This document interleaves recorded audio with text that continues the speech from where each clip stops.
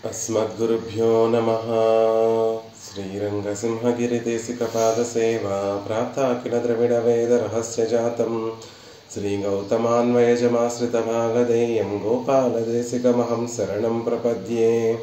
श्रीमद्गौतमवंशनायकमणेर्गोपालसूरेसुतं तत्पादाम्बुजलब्धयुग्मनिगमान्तार्थं सुशीलं सदा सद्विद्या विनयादि सद्गुणनिधिं स्वाचार्यनिष्ठान्वितं वन्दे वैष्णवभूषणं तमनघं श्रीरङ्गरामानुजं कौशिकान्वयसञ्जातं वेङ्कटार्यतनूभवं वेदान्ताचार्यसच्चिष्यं उडैवर्लुगुरुं भजे। श्रीशैलेशैत्यादिप्रणतोऽस्मि नित्यं श्रीपराशरभट्टार्यः श्रीरङ्गेशपुरोहितः श्रीवत्साङ्कसुतः श्रीमान् श्रेयसे मेस्तु भूयसे। उल्लासपल्लवितपालितसप्तलोकी निर्वाहकोरकितरेमकटाक्षलीलां श्रीरङ्गहर्म्यदलमङ्गलदीपरेखां श्रीरङ्गराजमहिषीं श्रियमाश्रयामः। नमः श्रीरङ्गनायक्यै यद्भ्रूविभ्रमवेदतः ईशेषितव्यवैषम्यनिम्नोन्नतमिदं जगत्। श्रीस्तनाभरणं तेजः श्रीरङ्गेशयमाश्रये चिन्तामणिमिवोद्भान्तम् उत्सङ्गे अनन्तभोगिनः। భాగవతోత్తములందరికీ దాసోహాలు సమర్పిస్తూ పరాశర భట్టర్ వారు అనుగ్రహించినటువంటి శ్రీగుణరత్న కోశాన్ని అధ్యయనం చేసేటటువంటి ప్రయత్నం చేస్తున్నాం. అందులో భాగంగా తర్వాత శ్లోకాన్ని కూడా అదే క్రమంలో ఉన్నటువంటి శ్లోకం ఈ 32, 33, 34 శ్లోకాలన్నీ కూడా పెరుమాళ్ళకి పిరాట్కి ఉండేటటువంటి సమానత్వాన్ని, వారిద్దరిలో కూడా సాధారణంగా ఉండేటటువంటి గుణములు అంటే సమానంగా ఉండేటటువంటి గుణాలను తెలియజేస్తున్నారు భట్టర్ వారు. దానిని అనుసరిస్తూనే తర్వాత శ్లోకంలో ఇంకొక చమత్కారంగా చెప్తున్నారు. అన్నీ సమానంగా ఉన్నాయి అంటున్నారు, అన్ని ఇద్దరికి ఒకరికొకరు అద్దంలా ఉంటివారు అని చెప్తున్నారు. అలాంటప్పుడు రెండు తత్వాలు ఎందుకండి? శ్రీమన్నారాయణుడు శ్రీదేవి అనేటటువంటి రెండు తత్వాలు విడివిడిగా ఉండటం ఎందుకు? రెండు ఒకటైపోయి ఒకటే తత్వం, అన్నీ ఒకటే. వారికి ఉండేటటువంటి దివ్యమంగళ విగ్రహ గుణములు ఒకేలా ఉన్నాయని చెప్తున్నారు. ఆత్మకి స్వరూపానికి ఉండేటటువంటి గుణములు ఒకేలా ఉన్నాయని చెప్తున్నారు. అలాంటప్పుడు అసలు రెండు తత్వములు ఉండటం ఎందుకు? ఒకటే తత్వం అయి ఉండొచ్చు కదా అంటే కాదు, అవి రెండు వేరు వేరు తత్వములు అని చెప్తూ అలా రెండు తత్వములు ఉండడానికి కారణం ఏమిటో కూడా అందంగా చమత్కారంగా భట్టర్ వారు తర్వాత శ్లోకంలో అనుగ్రహిస్తున్నారు. సుధారామం గారు అన్మ్యూట్ చేసుకొని చెప్పవలసిందిగా ప్రార్థిస్తున్నాను. యువత్వాదౌ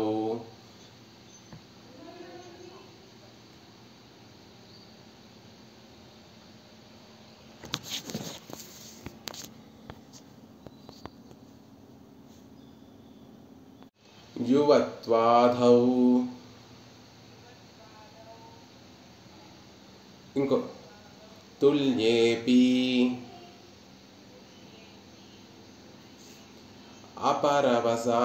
అపరవసత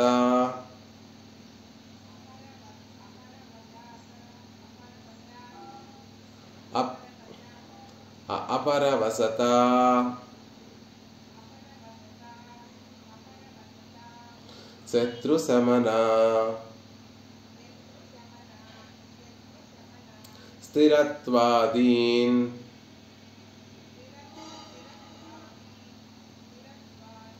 కృత్వా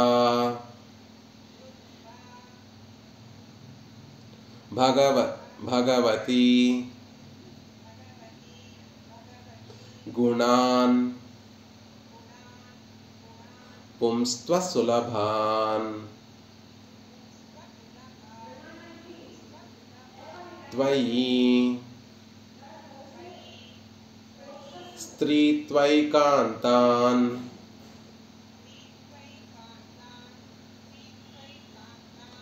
మద్రిమా పతిపర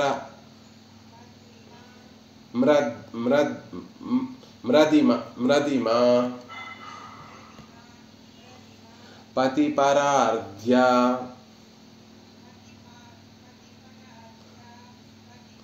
కరుణా क्षमादीन्वा భోక్తుం భవతి యువయోర్ ఆత్మనిభిదా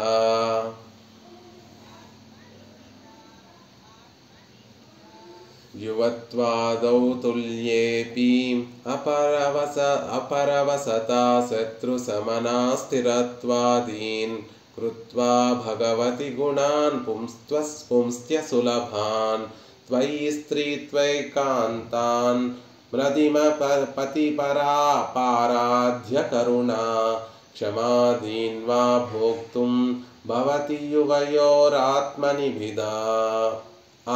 క్రిందటి చెప్పినటువంటి గుణములనే చెప్తూ అలా ఇద్దరూ కూడా సమానమే అని చెప్తున్నప్పుడు రెండు తత్వములు ఎందుకు అంటే దానికి ఒక చక్కటి కారణాన్ని చెప్తున్నారు భట్టర్ వారు. యువత్వాదౌ యవ్వనము మొదలైనటువంటి గుణములు క్రిందటి శ్లోకంలో చెప్పినట్టు అనుగ్రహించినటువంటి అనుసంధానం చేసినటువంటి యవ్వనము మొదలైనటువంటి గుణములు తుల్యే అపి మీ ఇద్దరికీ సమానమై ఉన్నప్పటికీ కూడా భగవతి తల్లి శ్రీరంగనాథుని యందు పుంస్త్వ సులభాన్ పురుషత్వానికి సులభమైనటువంటి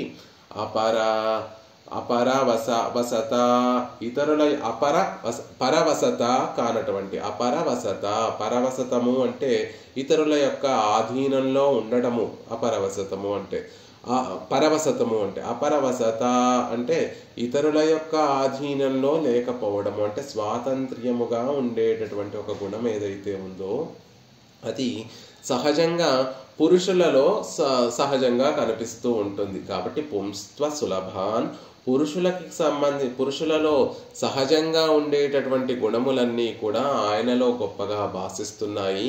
స్త్రీలకి సంబంధించినటువంటి వారికి సహజంగా ఉండేటటువంటి గుణములన్నీ కూడా నీలో గొప్పగా ప్రకాశిస్తున్నాయి. కాబట్టి ఇద్దరూ కూడా ఇద్దరికి అన్ని సమానమే అని చెప్పినప్పటికీ కూడా కొంత ప్రత్యేకత ఉంది. ఇద్దరిలో కూడా ఒక్కొక్క ప్రత్యేకత ఉంది. అది సహజంగా వస్తున్నటువంటి ప్రత్యేకత.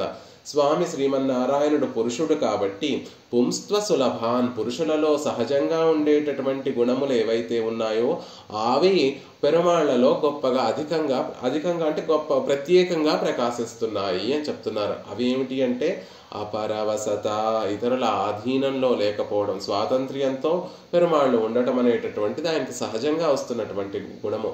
శత్రు సమన శత్రువులను నశింప చేయడంలో ఉండేటటువంటి స్థిరత్వము శత్రువుల్ని నశింప చేయడంలో ఉండేటటువంటి ఒక స్థిరత్వము.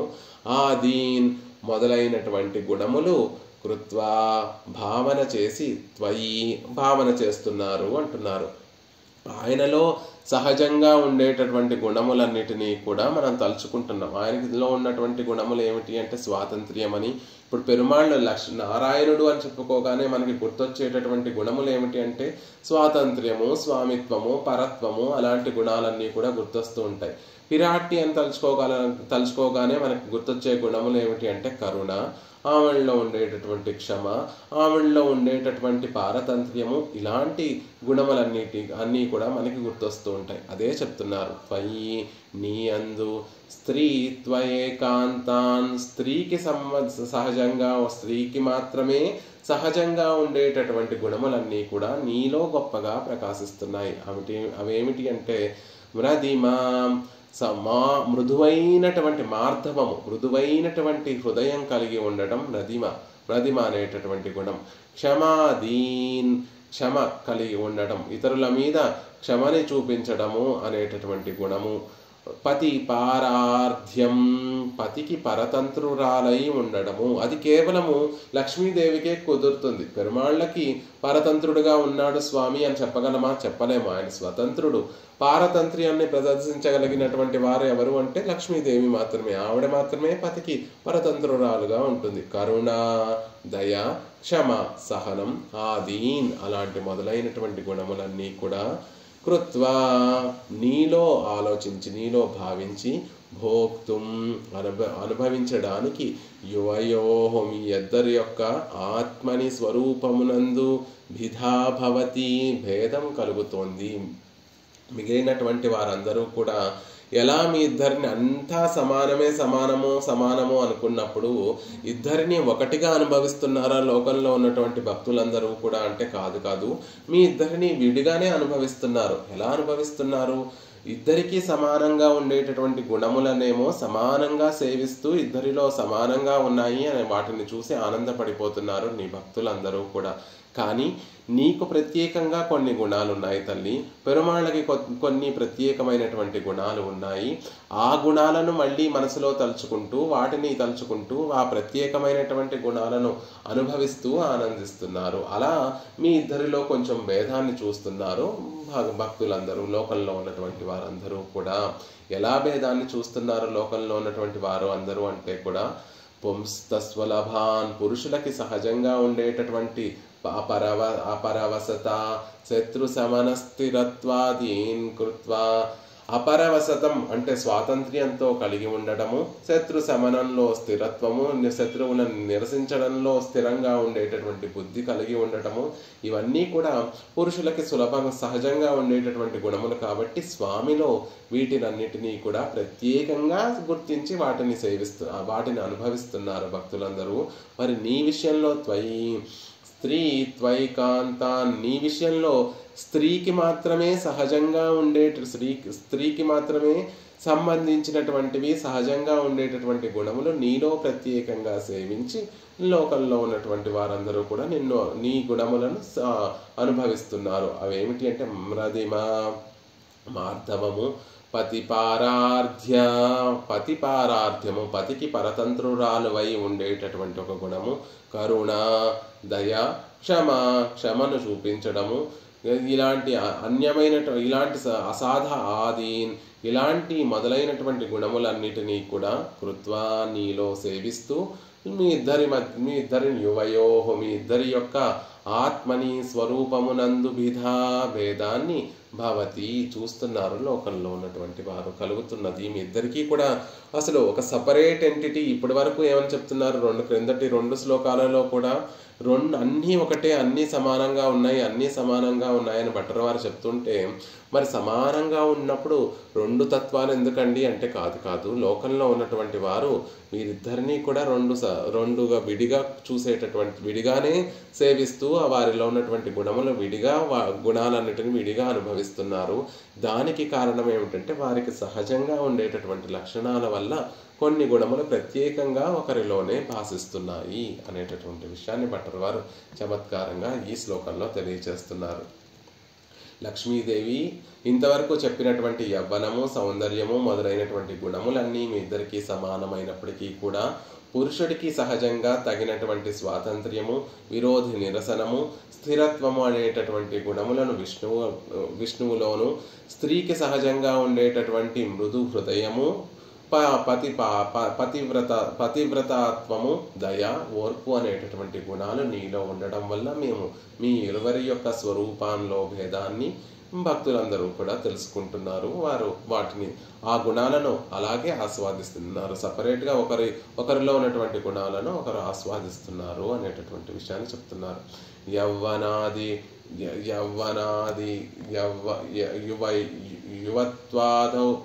యువత్వాదౌ తుల్యేపి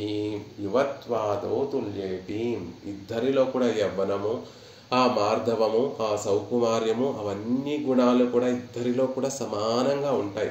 తుల్యశీల వయోవృత్త అని హనుమ చెప్పినటువంటి మాటను కూడా ఇక్కడ గుర్తు చేసుకుంటూ, రామచంద్రుడు, సీతాదేవి అన్నిటిలో కూడా సమానమైనటువంటి వారే. శీలములోను, రూపములోను, గుణములలోను, నడవడిలోను, ఆ అభిజనము అంటే వారు ఏ వంశానికి చెందినటువంటి వారో ఆ వంశానికి ఉండేటటువంటి గొప్పతనంలోను ఇద్దరూ కూడా ఒకరికి తగినటువంటి వారిగా ఒకరు ఉన్నారు అని హనుమ చెప్పినటువంటి మాటను కూడా గుర్తు చేసుకుంటూ, యువత్వాధౌ తుల్యే యవ్వనము మొదలైనటువంటి గుణములన్నీ ఆత్మగుణములు, దివ్యమంగళ విగ్రహానికి సంబంధించినటువంటి అన్నీ కూడా శ్రీయపతులిద్దరికీ కూడా సాధారణంగా అంటే సమానంగా ఉండేటటువంటి గుణములుగా వర్ణించబడినది, అనుసంధానం చేయబడింది ఇప్పటి వరకు. మరి వారి స్వరూప భేదం ఎలా తెలియచేయబడుతోంది అంటే స్వామి పురుషుడు కాబట్టి ఆయనలో ఉన్నటువంటి గుణములన్నీ ప్రత్యేకంగా బాసిల్లుతున్నాయి. ఆయనలో ఉండేటటువంటి స్వాతంత్ర్యము, శత్రువుల్ని నశింపచేయడంలో ఉండేటటువంటి స్థిరత్వము అనేటటువంటి గుణములు శ్రీహరిలో గొప్పగా ప్రకాశిస్తున్నాయి. అందువలన ఆయన పురుషోత్తముడుగా వ్యవహరింపబడుతున్నాడు. పురుషులందరిలో కూడా ఉత్తముడు. పురుషుడు అంటే ఇక్కడ ఆత్మలన్నిటినీ కూడా పురుషుడిగా చెప్పినప్పటికీ కూడా ఆ ఆత్మలన్నిటికీ కన్నా కూడా ప్రత్యేకంగా ఉండేటటువంటి స్వాతంత్ర్యము, ఆ స్థిరత్వం అనేటటువంటిది స్వామిలో ప్రత్యేకంగా ఉంటాయి. కాబట్టి అందరికన్నా కూడా గొప్పవాడు, పురుషోత్తముడుగా వ్యవహరింపబడుతున్నాడు స్వామి. స్త్రీకి సహజంగా ఉండేటటువంటి గుణములు ఏమిటి అంటే పాతివ్రత్యము, పతికి పరతంత్రురాలై ఉండటము, దయ, పరదుఃఖాన్ని చూసి సహించలేకుండా ఉండటము, ఓర్పు అనేటటువంటి గుణము స్త్రీకి సహజంగా ఉంటుంది. క్షమ అనేటటువంటి గుణము స్త్రీలకు సహజంగా ఎక్కువగా ఉంటుంది. కాబట్టి ఆ గుణములన్నీ కూడా నీలో గొప్పగా ప్రకాశిస్తున్నాయి. కాబట్టి ఆయన పురుషోత్తముడైతే నువ్వు నారీణాం ఉత్తమావధూవు, నారీమణులందరిలో కూడా ఉత్తమమైనటువంటి దానివి, స్త్రీలలో అందరిలో కూడా శ్రేష్ఠురాలివి అనేటటువంటి విషయాన్ని మహర్షులందరూ కొనియాడుతున్నారు. ఆయన పురుషులలో అందరిలో కూడా గొప్పవాడు ఆయనైతే నువ్వు నారీమణులలో గొప్పదానివి నువ్వు అవుతున్నావు. అలా సహజంగా స్వరూపాన్ని బట్టి, పురుషత్వాన్ని బట్టి ఉండేటటువంటి గుణములు ఆయనలో గొప్పగా ప్రకాశిస్తాయి. కాబట్టి ఆయనని అనుభవించేటప్పుడు ఆ ప్రత్యేకమైనటువంటి గుణాలను అనుభవిస్తూ ఉంటారు భక్తులు. నిన్ను సేవించి నీ గుణములు అనుభవించేటప్పుడు నీకు ప్రత్యేకంగా ఉండేటటువంటి దయ, క్షమ, ఓర్పు, పారతంత్ర్యాన్ని చూపిస్తూ ఉండటము, అలా నీకు ఉండేటటువంటి గుణములన్నిటినీ కూడా ప్రత్యేకంగా అనుభవిస్తూ ఉంటారు అనేటటువంటి విషయాన్ని చెప్తున్నారు. పెరుమాళ్లలో ఉండేటటువంటి గొప్ప అసాధారణంగా స్వామికి మాత్రమే ఉండేటటువంటి గుణంతో మొదట చెప్తున్నారు. ఆ పరవశత, ఎవరికీ కూడా పరతంత్రుడిగా ఉండనటువంటి స్వభావం, నిరంకుశ స్వతంత్రుడు స్వామి. అలా ఎవరి అధీనంలో ఉండకుండా తన వశంలో తాను ఉండేటటువంటి ఒక స్థితి, తనకన్నా గొప్పవారు పైన కానీ తనతో సమానులైనటువంటి వారు కానీ ఎవరు లేకుండా, ఎవరి అధీనంలో తాను ఉండకుండా అందరినీ నియమనం చేయగలిగినటువంటి ఒక గొప్ప గుణం స్వామికి ఏముంది, అది స్వాతంత్ర్యము అనేటటువంటి, నిరంకుశ స్వాతంత్ర్యము అనేటటువంటి గుణం. అది తల్లిలో ఉందా అంటే అసలు ఆవిడ పెరుమాళ్ళకి పరతంత్రురాలు కాబట్టి ఆ గుణం తల్లిలో స్వాతంత్ర్యం అనేటటువంటి గుణము తల్లిలో గొప్పగా ఆవిడ కూడా స్వతంత్రురాలే. ఎక్కడ వరకు స్వతంత్రురాలు అంటే మిగిలినటువంటి జీవకోటిని, మిగిలినటువంటి సృష్టినంతటినీ కూడా తాను నియమనం చేయగలిగినటువంటి సామర్థ్యం కలిగినటువంటి ఆవిడే. కానీ పెరుమాళ్ళ విషయానికి వచ్చేసరికి తాను కూడా పెరుమాళ్ళకి పరతంత్రురాలు కాబట్టి ఆ సంపూర్ణంగా ఆ స్వాతంత్ర్యం అనేటటువంటిది తల్లిలో ప్రకాశించదు. కాబట్టి అది కేవలం పెరుమాళ్ళకి ప్రత్యేకమైనటువంటి గుణం. కాబట్టి ఆ పరవశత అనేటటువంటి ఒక గుణంతో ప్రారంభిస్తున్నారు భట్టర్ వారు. శత్రుశమన, శత్రువులను నిరసించేటటువంటి గుణం. తల్లి శత్రువులను నిరసిస్తుందా అంటే శత్రువులను తానెప్పుడూ కూడా స్వయంగా నిరసించదు అనేటటువంటి విషయాన్ని మనం నిన్న చెప్పుకున్నాం. ఎందుకు అంటే ఆవిడికి అసలు కోపం అనేటటువంటి, నిగ్రహం అనేటటువంటిది ఉండదు అనేటటువంటిది ఒక విషయం అయితే, అందుకని ఆవిడకి అజ్ఞాత నిగ్రహ కాబట్టి నిగ్రహం అంటే తెలియనటువంటి ఆవిడ ఇక శత్రు శమనం ఎలా చేయగలుగుతుంది? కాబట్టి శత్రు శమనం అనేటటువంటిది తల్లికి ఉండనటువంటి గుణము, పెరుమాళ్ళకి మాత్రమే ఉండేటటువంటి గుణం. ఒకవేళ కోపం కలిగినా కూడా తాను పరతంత్రురాలు కాబట్టి ఎప్పుడూ కూడా తన శక్తిని ప్రదర్శించి శత్రు శమనం అనేటటువంటిది చేయదు. నిన్న మనం చెప్పుకున్నటువంటి ఉదాహరణకే కొనసాగించేటటువంటి ఒక సందర్భం. హనుమ తోకకి నిప్పు పెట్టిన తర్వాత హనుమకి ఏమీ కాకూడదు అని అగ్నిదేవుడిని ప్రార్థించి సీతాదేవి హనుమకి తోకకు ఉన్నటువంటి అగ్ని చల్లబడాలి అని ప్రార్థన ఒక మాటతోటి హనుమని కటాక్షించి రక్షించినటువంటి ఆవిడ అదే పాతివ్రత్య శక్తితోటి, అదే శక్తి సామర్థ్యాలతోటి దైత్యుడైనటువంటి రావణాసుడిని తన కన్నులు కొంచెం ఎర్రపరిచి రావణాసుడిని చూస్తే రావణాసురుడు భస్మం చేయగలిగినటువంటి గొప్ప శక్తి కలిగినటువంటి ఆవిడ తనే చెప్పుకుంటుంది, రావణ నేను తలుచుకుంటే నిన్ను భస్మం చేయగలిగినటువంటి సామర్థ్యం కలిగినటువంటి దాన్ని భస్మార్హ తేజస, కానీ నత్వా కుర్మి దశగ్రీవ, నేను ఆ పని నేను చెయ్యను. నేను గనక తలుచుకుంటే నిన్ను భస్మం చేయగలిగినటువంటి తేజస్సు సంపన్నురాలని, అంత గొప్ప తేజస్సు కలిగినటువంటి దాన్ని, కానీ నిన్ను భస్మం, నీ మీద ఆ ప్రభావాన్ని చూపించను. నత్వా కుర్మి దశగ్రీవ భస్మార్హ తేజస, అంత తేజస్సు కలిగినటువంటి దానినైనప్పటికీ కూడా నిన్ను భస్మం చెయ్యను. ఎందుకంటే అసందేశాత్తు రామస్య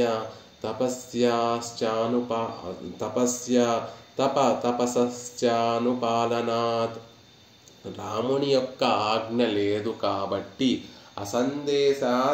అసందేశాత్తు రామస్య తపస్య అనుపాలనాత్, రాముని యొక్క ఆజ్ఞ లేదు. అదీ కాకుండా నేను ఒక తపస్సు చేస్తున్నాను, తపస్సుని అవలంబిస్తున్నాను కాబట్టి నిన్ను భస్మం చేయడం లేదు అనేటటువంటి మాట రావణాసురుడితోటి స్వయంగా సీతాదేవి చెప్తుంది. ఇక్కడ అసందేశాత్తు రామస్య అని చెప్పినటువంటి సందర్భంలో రామచంద్రుడి యొక్క ఆజ్ఞ లేదు కాబట్టి నిన్ను భస్మం చేయడం లేదు అని చెప్పినటువంటి విషయంలో తన పరతంత్రత తెలుస్తోంది, పారతంత్ర్యము తెలుస్తోంది. భర్త యొక్క ఆజ్ఞ లేకుండా భార్య ఏ పని చెయ్యదు అనేటటువంటి విషయాన్ని, తన పారతంత్ర్యాన్ని అక్కడ తెలియచేసుకుంది. తపస్య అనుపాలనాత్, ఇక తపస్సు చేస్తున్నాను అని చెప్పింది. శరణాగతి చేసినటువంటి వారు తమ రక్షణ భారమంతా కూడా స్వామికే విడిచిపెట్టేసి ఆయనే రక్షిస్తాడు అనేటటువంటి దృఢమైనటువంటి విశ్వాసంతో ఉండాలి. కాబట్టి ఇక్కడ తపస్సు ఆచరిస్తున్నాను అని చెప్పడం ద్వారా సీతాదేవి ఏం తపస్సు చేస్తోందండి అంటే, తపస్సులన్నిటిలో కల్లా గొప్పదైనటువంటి తపస్సు ఏమిటి అంటే వేదమే చెప్తుంది.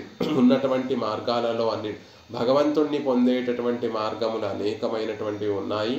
వాటన్నిటిలో కూడా గొప్పదైనటువంటి తపస్సు ఏది అంటే శరణాగతి అనేటటువంటి విషయాన్ని వేదమే ఘోషిస్తోంది. కాబట్టి తపస్సు అనుపాలన, తపస్సుని చేస్తున్నాను కాబట్టి అని సీతాదేవి చెప్పడంలో ఆంతర్యం ఏమిటంటే, నేను రామచంద్రుడికి శరణాగతి చేశాను, ఆయన ద్వారానే రక్షింపబడతాను. ఇది మనం అందరం కూడా, మనకి కూడా ఒక పని చేసుకోవడం సామర్థ్యం ఉన్నప్పటికీ కూడా పరతంత్రులుగా ఉండేటటువంటి వారు ఎప్పుడూ కూడా పరమాత్మ చేత రక్షింపబడాలి అనుకునేటటువంటి వారి తమ శక్తిని ఉపయోగించరు అనేటటువంటి విషయాన్ని చెప్తారు. ఇది చివరి హద్దు. అంటే శరణాగతి చేసినటువంటి వారి యొక్క దృఢమైనటువంటి మనస్థితి ఎలా ఉండాలి అంటే, పరమాత్మ దగ్గర విన్నపం చేసుకున్నాము, అయినా ఈ కష్టం తీరడం లేదు, అయినా ఏమీ జరగట్లేదు అనేటటువంటి అవిశ్వాసంతో ఉండకూడదు.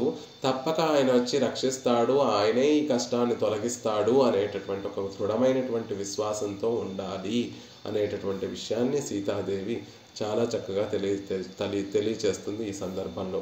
అలా శత్రువులని నిరసించడం అనేటటువంటిది శ్రీదేవి దగ్గర ప్రకాశించినటువంటి గుణము.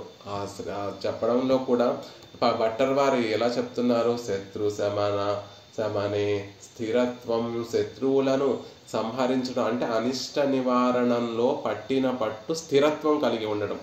ఆ రెండు పదాలను విడివిడిగా చూడకుండా పెద్దలందరూ కూడా ఎలా వ్యాఖ్యానిస్తారు అంటే, శత్రు శమన స్థిరత్వము రెండిటిని కలిపి ఒక పదంగా భావిస్తూ ఉంటారు. శత్రు శమన స్థిరత్వాదీన్, శత్రు శమనంలో స్థిరత్వం కలిగి ఉండేటటువంటి వాడు అంటే, ఒకసారి భక్తులకు ఉన్నటువంటి కష్టములను నేను తీరుస్తాను అనేటటువంటి సంకల్పం చేసుకుంటే, ఎవరు ఎన్ని విధములుగా దానికి ఆటంకములు పరిచినా కూడా తన మాటను దాటనటువంటి వాడు. శత్రు శమనంలో భక్తుల యొక్క అనిష్టములన్నిటినీ కూడా నివారించడంలో గొప్ప దృఢత్వం కలిగినటువంటి వాడు, గొప్ప పట్టు కలిగినటువంటి వాడు అనేటటువంటి విషయాన్ని చెప్తారు. ఇది ఎక్కడ చూడొచ్చండి అంటే, రామాయణంలోనే వనవాసానికి రామచంద్రుడు వెళ్ళినటువంటి సందర్భంలో అరణ్యంలో ఉన్నటువంటి మునులు మహర్షులు అందరూ కూడా వచ్చి వారి శరీరాలన్నిటినీ కూడా, అంటే రాక్షసుల చేత బాధింపబడినటువంటి తమ శరీరాలన్నిటినీ కూడా రామచంద్రుడికి చూపించి, ఓ రామ, రాక్షసులందరూ కూడా మా తపస్సులను చేసుకొనివ్వడం లేదు, వాటికి అంతరాయం కలిగిస్తున్నారు. నీ సేవ పరమాత్మ శ్రీమన్నారాయణుని సేవించుకోవడానికి అంతరాయం అడ్డుపడుతున్నారు, మా శరీరాలను కూడా బాధ పెడుతున్నారు అని చెప్పినటువంటి సందర్భంలో రామచంద్రుడు ఒక మాట చెప్తాడు. ఆ రాక్షసులందరినీ కూడా నేను సంహరించి మిమ్మల్ని రక్షిస్తాను అని ఒక మాట ఇస్తాడు ఆ ఋషులందరికీ కూడా. ఋషులకి మాట ఇచ్చిన తర్వాత మళ్ళీ లక్ష్మణస్వామి, రామచంద్రుడు, సీతాదేవి కొంచెం ముందుకి అరణ్యంలో కొంచెం ముందుకు వెళ్ళిన తర్వాత సీతాదేవి ఒక మాట చెప్తుంది రామచంద్రుడితోటి. రామ, ఆ రాక్షసులు ఎవరో మనకి తెలియదు, మనమేమో 14 సంవత్సరములు ఈ అరణ్యవాసాన్ని చేసి మళ్ళీ అయోధ్యకి వెళ్ళిపోవాలి అనేటటువంటి ఒక నిర్ణయంతో ఇక్కడికి వచ్చినటువంటి వారము. అకారణంగా రాక్షసులతోటి వైరం పెట్టుకోవడం మనకి అవసరం లేదు కదా, ఆ రాక్షసులు మనకేమీ నేరుగా అపకారం చేయలేదు కదా, మీరేమో ఋషులకేమో ఆ రాక్షసుల్ని సంహరిస్తాను అని మాట ఇచ్చారు. కాబట్టి ఆ రాక్షసులతోటి అకారణమైనటువంటి వైరము మనకి క్షేమం కాదు అని చెప్తుంది. ఆ చెప్పడంలో కూడా అందంగా చెప్తుంది సీతాదేవి, రామచంద్ర నీకు తెలియనటువంటి విషయం కాదు, నువ్వు ధర్మాత్ముడివి, నువ్వు అన్ని విషయాలు తెలిసినటువంటి వాడివి, కానీ నా మనసుకు తోచినటువంటి ఈ విషయాన్ని నీకు చెప్తున్నాను అని చెప్పి ఈ మాట చెప్తుంది. రాక్షసులతోటి వైరం ఎందుకు, మనకి ప్రత్యక్షంగా వారితోటి మనకి ఏ పరిచయం లేదు కదా, మనకేమీ అపకారం చేయలేదు కదా అనేటటువంటి మాట చెప్తుంది సీతాదేవి. అక్కడ రామచంద్రుడు ఒక మాట చెప్తాడు. అప్యహం జీవితం జహ్యాం త్వాం వా సీతే సలక్ష్మణాం నహి ప్రతిజ్ఞాం సంస్కృత్య బ్రాహ్మణేభ్యో విశేషతః. సీత, నా ప్రాణాలు సైత్యం త్యజించేస్తాను, బ్రాహ్మణులకు ఇచ్చినటువంటి మాట నిలబెట్టుకోవడం కోసము అప్యహం జీవితం జహ్యాం, నా జీవితాన్ని సైతము నేను త్యాగం చేయడానికి సిద్ధంగా ఉన్నాను. త్వాం వా సీతే సలక్ష్మణాం, నా ప్రాణం కన్నా అధికమైనటువంటి ప్రాణభూతులు ఎవరు నాకు అంటే నువ్వు సీత.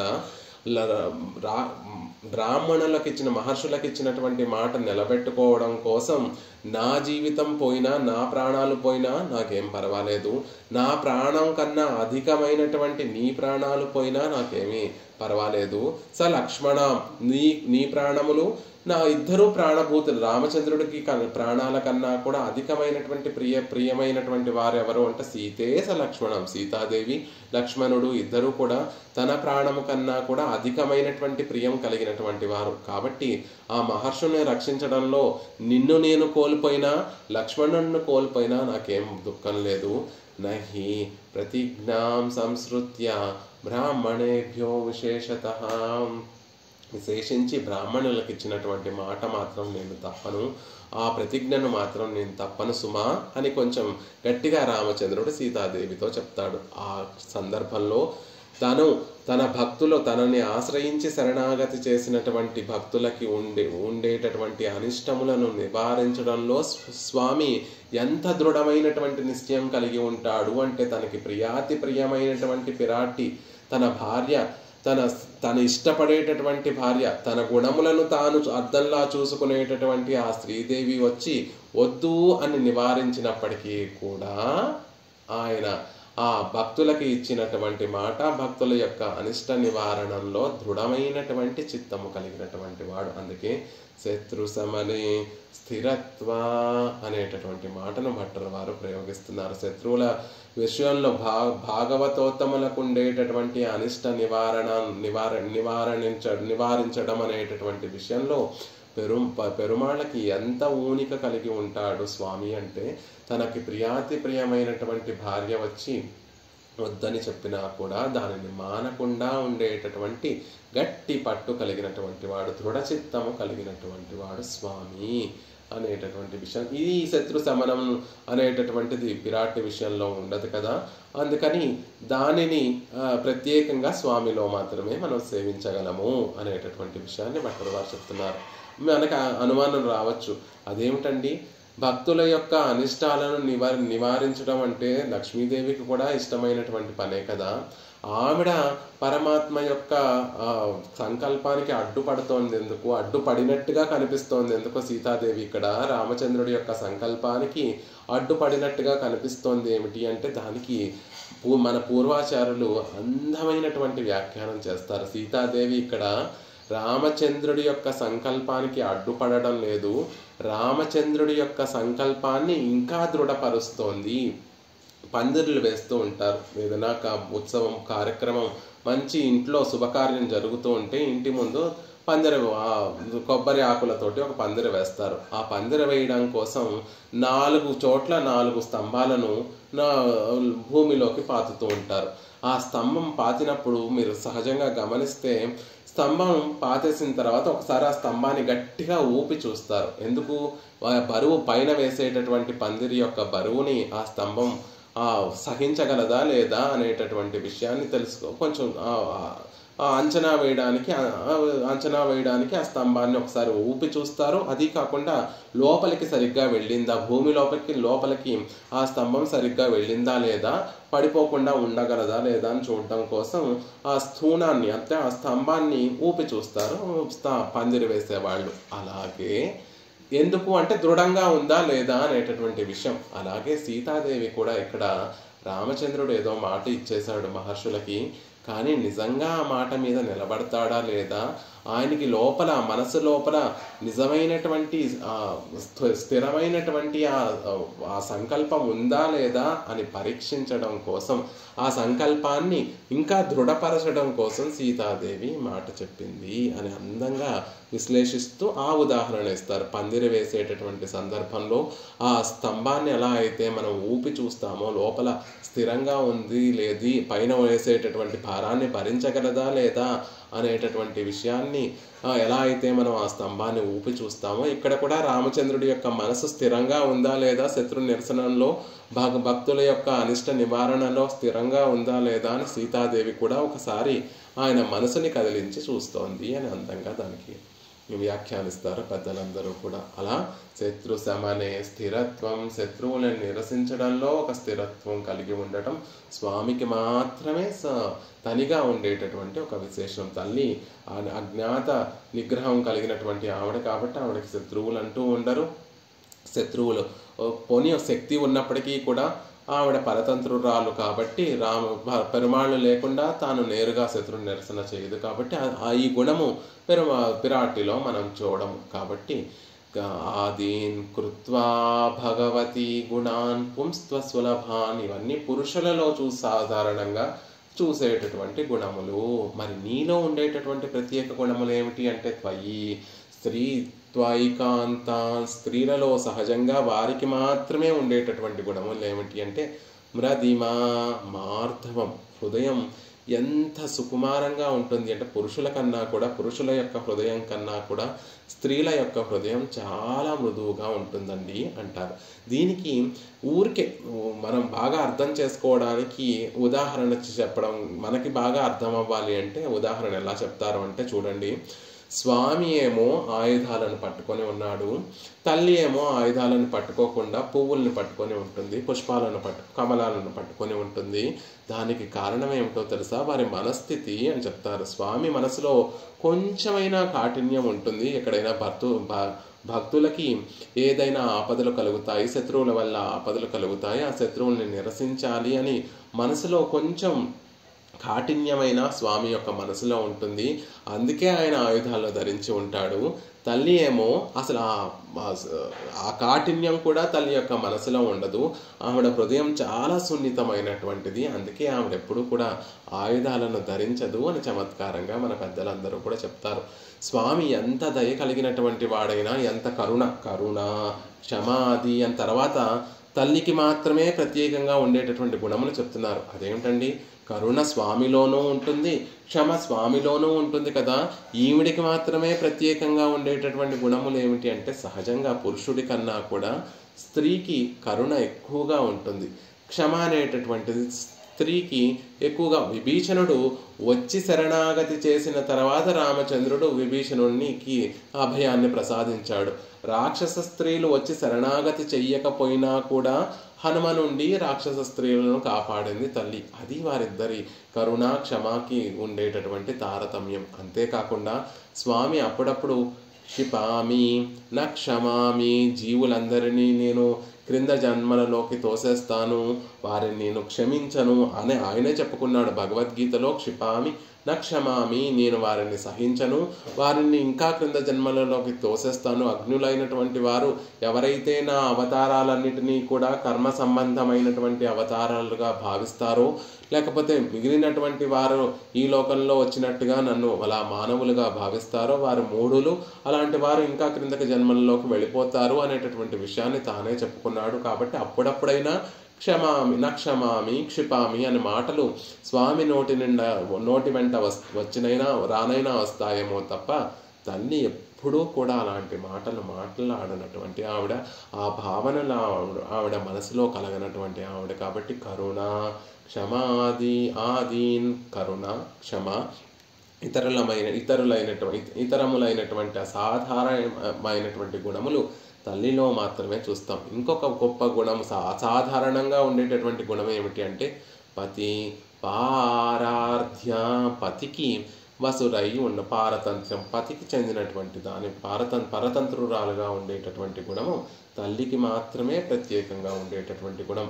అది ఎంత వెతుక్కుందామన్నా స్వామిలో గుణం. ఆయన ఎవరికి పరతంత్రుడు కాదు కాబట్టి అది ఆయనలో ప్రకాశించినటువంటి ఒక ప్రత్యేకమైనటువంటి గుణం. అలా పతికి మాత్రమే ఆయనకి మాత్రమే పరతంత్రురాలుగా ఉండి ఆయనకి ఆనందాన్ని అనన్యార్హ శేషంగా పెరుమాళ్ళకే చెందినటువంటి ఆవిడ, ఆయన చేతనే వినియోగపడేటటువంటి ఆవిడగా స్వామి తల్లి ఉంటుంది. కాబట్టి అది ఆవిడికి అసాధారణమైనటువంటి గుణం. అలా భోక్తుం భగవతి యువయో ఆత్మనిభిధ, లోకంలో ఉన్నటువంటి వారు ఎంత మీ ఇద్దరికీ అన్ని గుణాలు సమానంగా ఉన్నప్పటికీ కూడా ఇద్దరిని ప్రత్యేకంగా ఎలా సేవిస్తారు, ఇద్దరిని ప్రత్యేకంగా చేర్చుకొని ఎలా అనుభవిస్తున్నారు అంటే, పురుషులకి సులభంగా వచ్చే సహజంగా ఉండేటటువంటి గుణములేమో ఆయనలో అనుభవిస్తూ, స్త్రీలకి మాత్రమే సహజంగా ఉండేటటువంటి గుణములేమో నీలో సేవిస్తూ భోక్తుం భవతి యువయో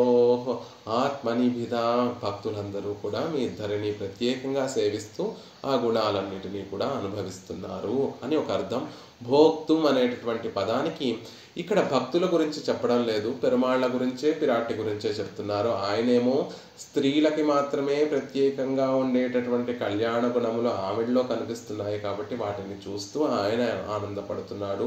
పురుషులకి సహజంగా ఉండేటటువంటి గుణములన్నీ కూడా ఆయనలో గొప్పగా ప్రకాశిస్తున్నాయి కాబట్టి తల్లి ఆ గుణాలను తాను అనుభవిస్తోంది.